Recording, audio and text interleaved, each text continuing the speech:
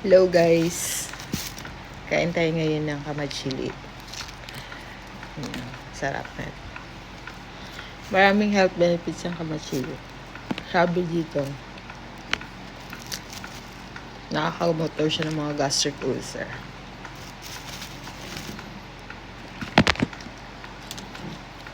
Sarap. Ang tamis na.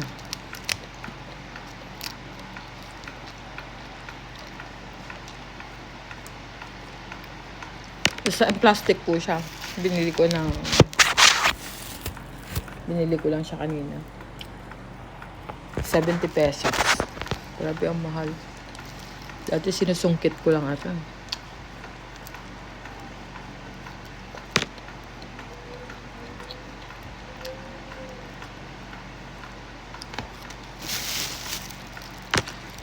Masarap siyang